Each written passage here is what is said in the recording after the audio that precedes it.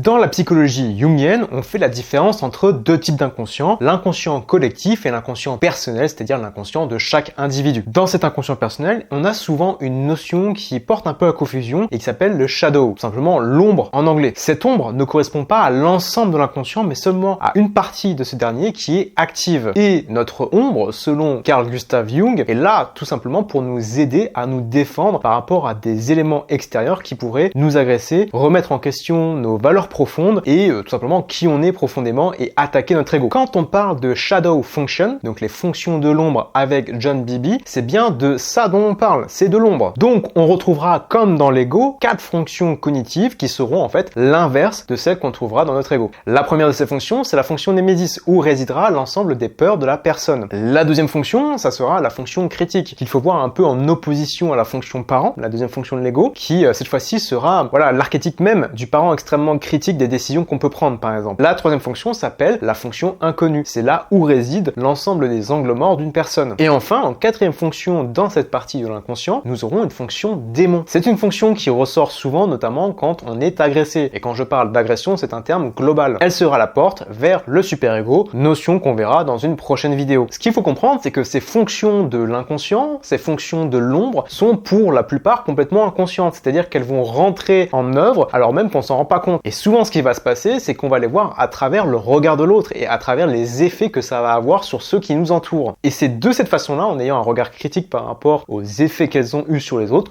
qu'on pourra déjà les remarquer et même éventuellement essayer de travailler sur ces dernières et essayer de les intégrer dans notre conscience. Bien qu'il faut rester réaliste, il n'est pas possible d'intégrer entièrement une fonction inconsciente dans sa conscience. Il y aura forcément toujours une partie qui échappe à notre contrôle. Car oui, on n'est pas tout puissant, on a forcément des limites. En tout cas, ces fonctions de l'inconscient nous permettent de mieux comprendre pourquoi certaines personnes réagissent à certains stimuli, notamment dans des situations très particulières selon leur archétype. Elles sont donc indispensables pour comprendre réellement l'entièreté de la personnalité d'une personne.